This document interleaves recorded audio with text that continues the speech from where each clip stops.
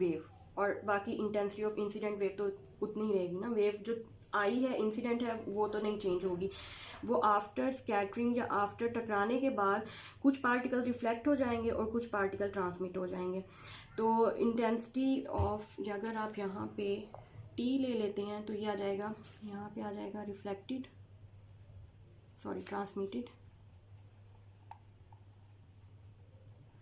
और ये इंसिडेंट वैसे ही रहेगा। तो ये रिफ्लेक्शन की बजाय we are now finding transmission coefficient, यानी कितने पार्टिकल्स हैं जो टकरा के जो अंदर चले गए, इस स्टेप पोटेंशियल से क्रॉस हो रहे हैं या ट्रांसमिट हो गए। तो अगर ये ट्रांसमिशन का फार्मूला है तो इसको मैं इस तरह से लिख सकती हूँ। ये C/A देखें, हम मैंने आपको लास्ट लेक्चर में भी बताया था कि हम C/A कैलकुलेट कर रहे हैं, लेकिन अभी वहाँ नहीं बताया कि हमने क्यों कैलकुलेट किया। इसी वजह से C/A रेशो ली थी कि ये नेक्स्ट टाइम यहाँ पे हमारे पास ट्रांसमिशन कोफिशिएंट C है और इंसिडेंट वेव का एम्पलीट्यूड A है। तो C/A और C/A स्टार, ये हम लेंगे C/A मॉड स्क्वायर। तो अगर C/A का फार्मूला देखें, यहाँ पे भी मेरे पास कॉम्प्लेक्स कॉन्जुगेशन के बाद भी यही बचता है, तो मैं ये लिख सकती हूँ 2K1, इसका सिंपल स्क्वायर हो जाएगा 2, ये स्क्वायर, ये ट्रांसमिशन कोफिशिएंट का स्क्वायर आ गया आपके पास। मतलब कि आपके पास ट्रांसमिशन कोफिशिएंट भी आ चुका है और रिफ्लेक्शन कोफिशिएंट भी आ चुका है। अब आपने एक चीज़ लास्ट में जो चीज़ प्रूव करनी है वो ये है,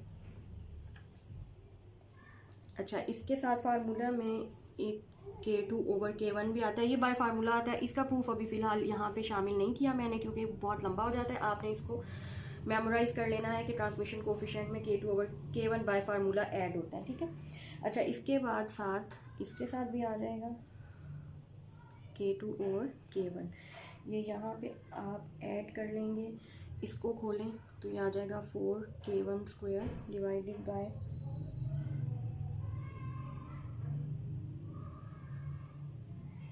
K2² और इसके साथ आ जाएगा K2/K1।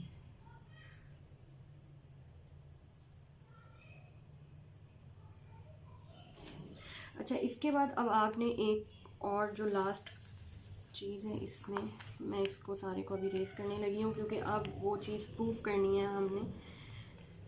इसके एंड पे जो वो है कि आपने एक तो प्रूफ करना है R+T=1, कि जितने पार्टिकल रिफ्लेक्ट हुए हैं प्लस जितने ट्रांसमिट हुए हैं उनका सम 1 हो। और ये इक्वेशन हमें क्या बता रही है, अगर तो ऐसा हो जाता है, मतलब कि रिफ्लेक्टेड पार्टिकल्स और ट्रांसमिटेड पार्टिकल्स हम ऐड करते हैं और आपके पास 1 आ जाता है, तो इसका मतलब है कि आपका कोई भी पार्टिकल, जितने इंसिडेंट हुए थे वो उनमें से कुछ रिफ्लेक्ट हो गए, कुछ ट्रांसमिट हो गए, ठीक है। तो ये भी हमने प्रूफ करना है। इसके प्रूफ के लिए अभी R और T, ये R निकाल के रखा था, अभी मैंने पीछे T जो इरेज कर दिया, दोनों वैल्यूज़ में यहाँ पुट करूँगी। R+T K1 माइनस K2, ये वाला K1 प्लस K2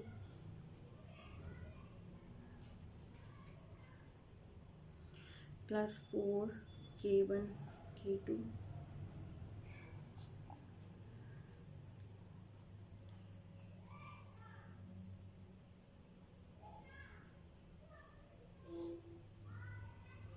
अच्छा इसको आप सॉल्व कर लें, पहले तो एलसीएम ले लें।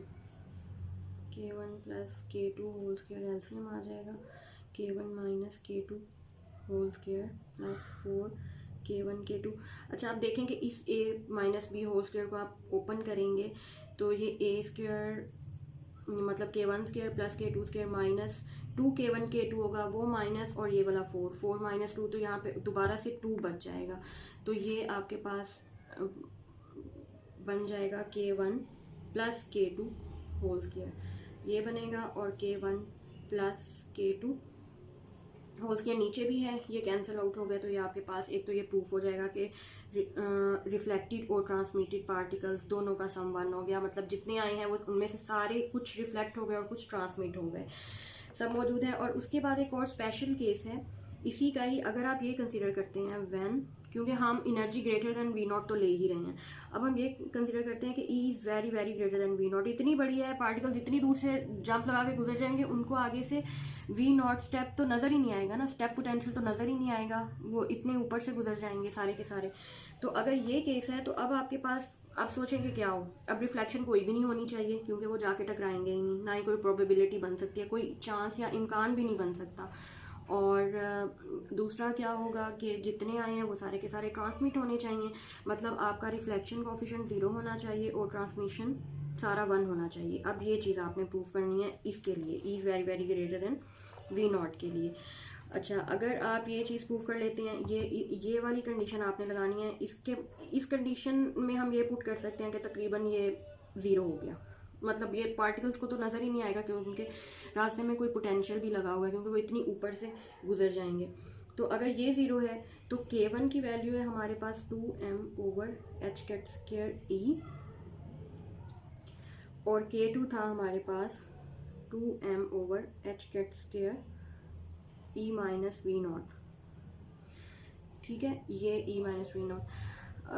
तो अब वी नॉट 0 हो गया तो ये K1 और K2 बराबर नहीं हो जाएंगे, वी नॉट 0 ही कर दें तो ये दोनों बराबर हो जाएंगे। अगर ये दोनों बराबर हैं तो अब आप देखिए कि रिफ्लेक्शन कोफिशिएंट में जब आप K1 माइनस K2 लिखेंगे तो 0 हो जाएगा, रिफ्लेक्शन कोफिशिएंट 0 हो जाएगा, और ट्रांसमिशन कोफिशिएंट हमारा क्या आ जाएगा, रिफ्लेक्शन तो यहीं से हमें पता चल गई कि रिफ्लेक्शन 0 हो गई है। ठीक है, और ट्रांसमिशन भी हमारी बाकी सारी की ट्रांसमिशन कोफिशिएंट मैंने कहाँ लिखा हुआ है,